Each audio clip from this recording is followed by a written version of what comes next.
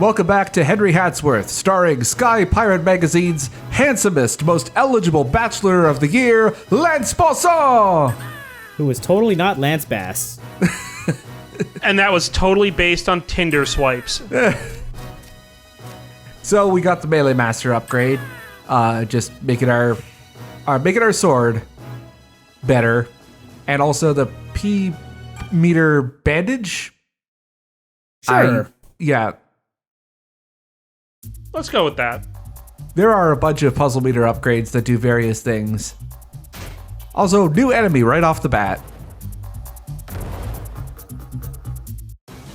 Oh, that is terrifying. Yeah, this one is like a tank enemy. He takes quite a bit of time to go down, and if you beat him up, he's actually like 4 guys stuck on top of each other. Oh, it's a pokey. Yeah. Pokey. Let's go with that. And the pokies and flickies, when combined, they can do a lot of damage. Yeah, those are spears that the flickies throw. And the game actually does a couple of interesting things with the flickies' spears later on in the game. More interesting than throwing them horizontally at you? Yeah, it has to do with environmental stuff. Ooh, that's a pause. They are filling that grid up fast. Yep.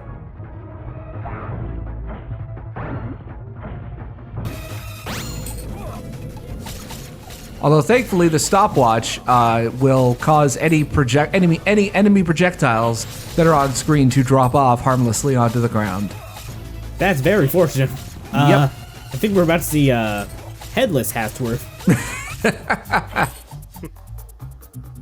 Nearly headless Hatsworth, the unknown Hogwarts ghost. The hat travels with my head. So there's also another trick to these guys, that if you don't break them apart, they come up as these big boys on the bottom screen. You can't move them. And when you solve them, they break apart into 4 randomized blocks. Uh-huh. So that's one of the first really gimmicky monster blocks that we see here. There is a lot more where that came from.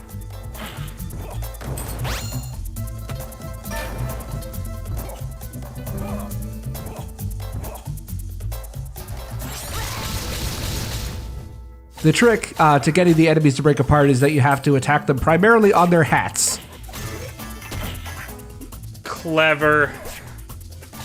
Yes, because hats are the ultimate glue. Yeah. If we ever actually saw that Henry Hatsworth was a ginger, he would lose all of his power.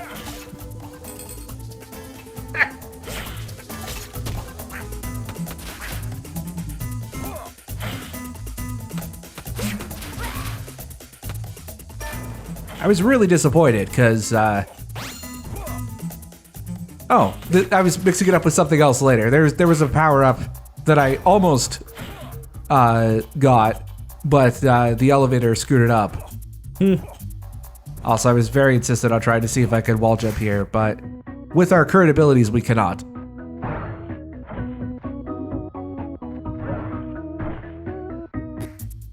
That's an upgrade. Yeah, we're gonna have to get an upgrade for that. There are some movement upgrades later on that are really neat. Get back here.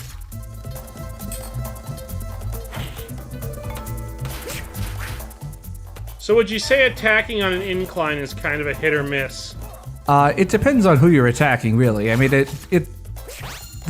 attacking on uneven surfaces is not as bad as it is in 3D action games.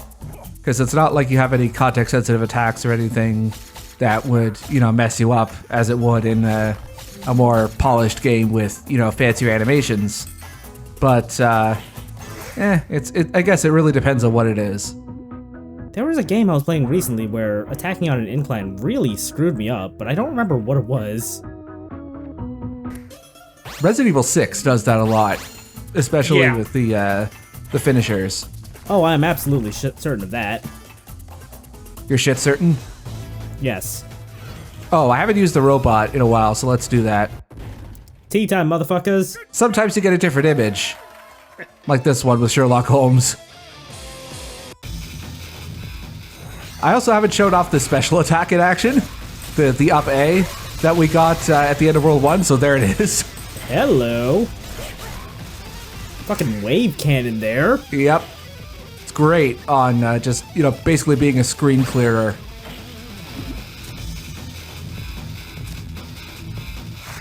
Also, you can go into the puzzle realm when you're in the robot, although unlike in your regular form, the puzzle meter the puzzle meter and the super meter both drain when you're in robot form in the puzzle realm. I see.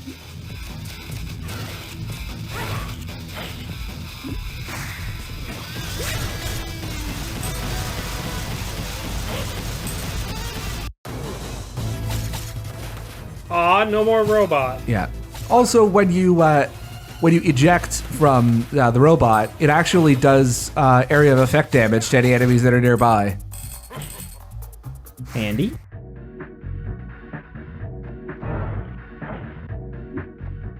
So the big enemies there, the big blocks, it can still teeter on the edge if there's one block below it.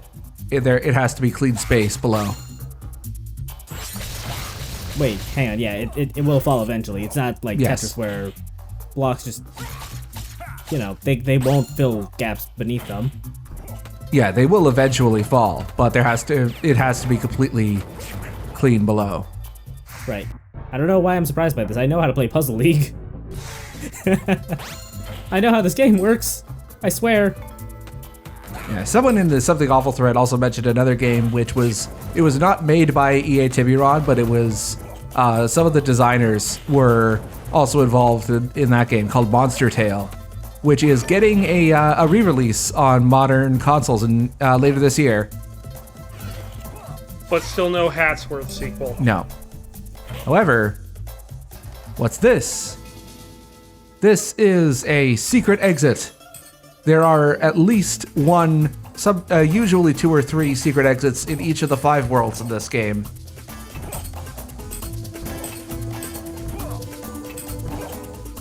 And I'm pretty sure in this bonus room you can actually die here, unlike the other ones. That seems kind of rude.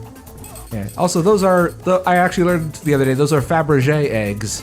I was gonna make a joke that those were Fabergé eggs, but Those I'm are glad the game absolutely already did Fabergé it. eggs. So for those secret exits, you get substantially less money for completing those levels. And now we get to 2, huh? What? These secret levels are usually very difficult.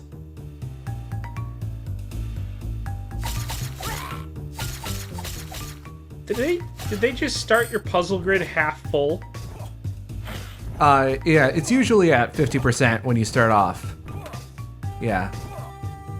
Anyway, this one's a little bit on the tame side, generally speaking. He says as he almost dies. So, this one also introduces an enemy that we're not supposed to meet until much later. I call this one a monkey boy. He's really messing you up. Something fierce there. Yeah. He also has a skull, which means that when he dies, he will drop a skull similar to Mike Myers. He's also loaded. Goddamn, 2 Yeah. Fabergé eggs? Yeah. Well, part of that was influenced by my combo at the time. This is one great thing with the bomb, that if you have the high ground, you can cheese them, kind of. Which, given the difficulty of this game, you want to take any advantage that you can of cheesing the enemies.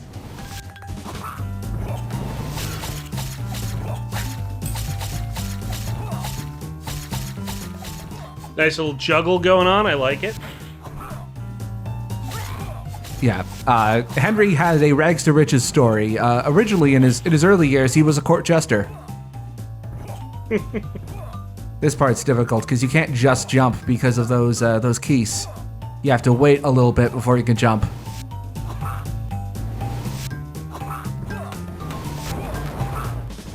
This is one part where I really should have used the upgrade bombs. like putting them into the puzzle realm. Unfortunately, I have almost all the footage recorded anyway, so it's not like I can go back and re-record this stuff. Sure you could. Just pop up in those save states. I guess I could, but I'm too lazy for that. When I started this Let's Play... Oh, by the way, I found this glitch by accident. Good old Super Mario Bros. 1-2 action.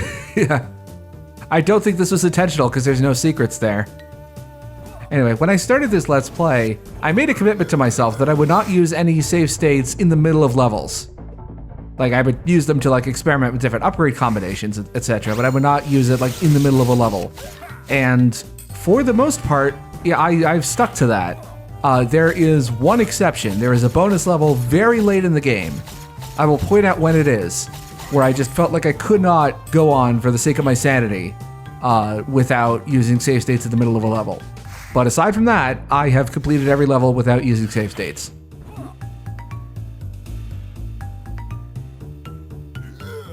Good show. Some of the secret levels have alternate exits within those levels. I can only think of one off the top of my head, but this one does not. Although it does have a bonus level, I believe, down here. There it is.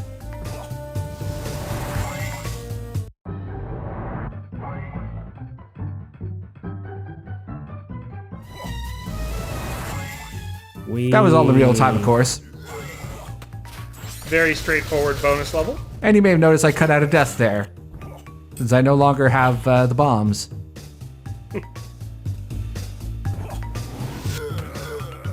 And you're no young longer again.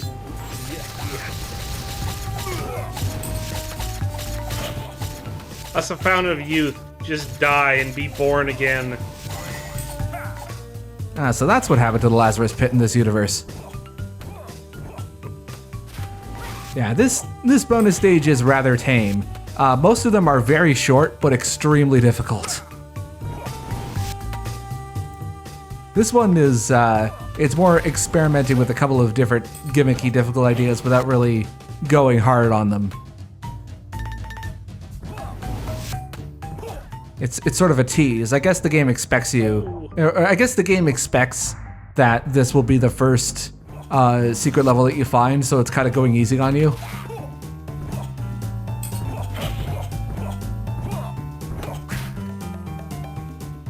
Timing's a little bullshitty, but Everything is timed just right so that you will fail if you're not paying attention.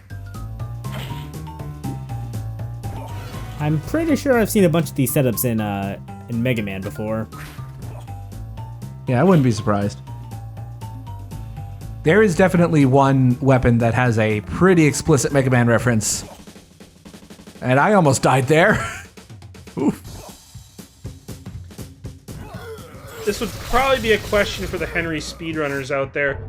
Does everything run on a global cycle in this game, or is it all scene by scene and screen by screen? I actually don't know that question, but I do know that one of the main Henry speedrunners is watching our Let's Plays, or watching our Let's Play series, and is commenting. So, hi, Judge Fish. Hope you're enjoying our content. If you know the answer to that question, please chime in, because I'm very curious.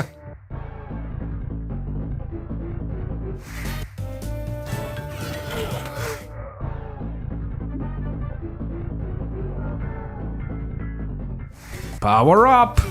Bonk.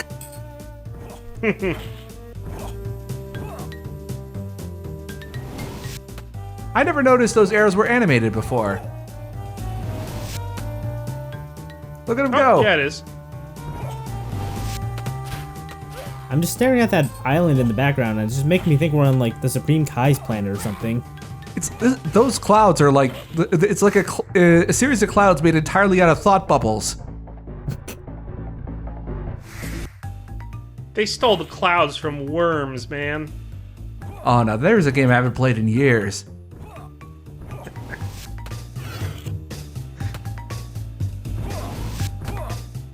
This will be the second episode in a row where we've talked about other games.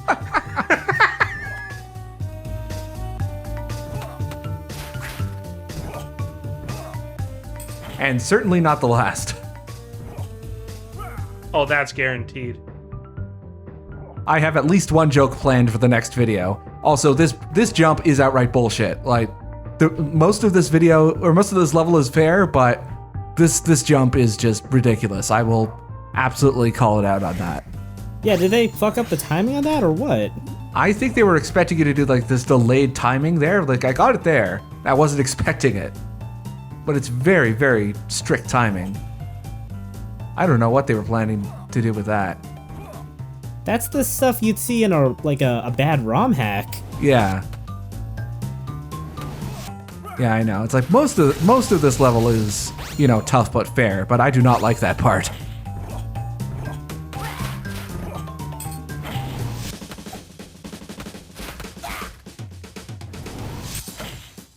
I suspect tough but fair is not something we're going to hear in the later levels. It depends on the level. Like, there is certainly a lot of cruelty, but the game it's not I want to be the guy levels where it's like laughing at your failure. The game wants you to win. The game wants you to win eventually. But, you know, it's not you're not going to get your victory easily. It's going to learn you first. Yeah. Like, for developers who are working on a 2D platformer and a surprisingly complex and ambitious one for the first time, it's surprisingly well balanced and well thought out.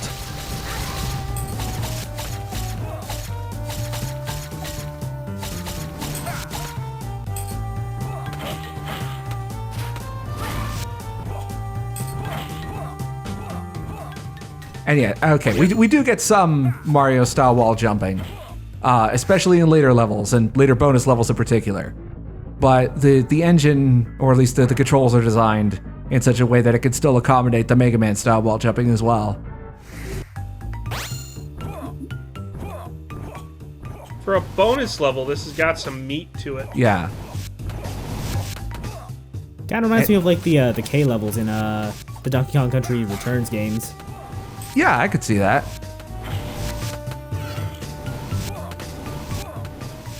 There isn't gonna be a level where we're gonna have to like travel by bopping on enemies' heads throughout the entire thing, right? Okay, no there isn't. But also, you may have noticed there that strange looking patch of water. I had actually forgotten that this is the level this is the one secret level in the game that has an alternate exit, and I just walked right past it. Good job. Oh. We will be seeing the regular exit later.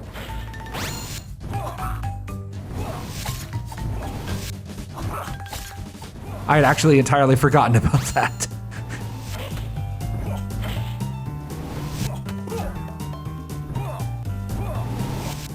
Yeah, this is where the level starts to run its gimmick with turrets and platforms a little too far, I think. Yeah, it's starting to get ridiculous. This is Mario Maker's levels. Did we end up in a Wily stage? What happened? You might want to save those comments for later bonus levels. So anyway, this is the regular, quote unquote, regular exit that the game wants to trick you into thinking that it goes through. You know, this is one possible exit. So now my question is, does the other hidden exit bottom out into another bonus level? There's a lot of other content that we'll be seeing next video, including the actual exit. If my memory serves correctly, I can't remember how I edited these videos, but I think we'll be seeing it at some point. Either next video or the video after, we'll be seeing the regular exit. But next video, we will be finishing World 2, and we'll be fighting Lance. And I'm very excited because the fight against Lance is a highlight of this game. Be sure to swipe right on him. It's one of the sections that everyone who has played this game talks about and will not shut up about. And I've had to have a Zen-like patience not to talk about how great the fight is. So we'll get there. All the bosses are great, but Lance in particular is special, and we will see why next time. So it's like anyone who's played Yakuza 6 and Rugby Baby. I have yet to play Yakuza 6, but once it comes to PC, I'm sure I will talk about Rugby Baby as well. For what it's worth, Rugby Baby was one of the donations incentives for the GDQ run of Yakuza 6. Oh man. Okay. Well, the collection is coming to PC, so yeah, and then 6 is good. coming in March afterwards. Yay.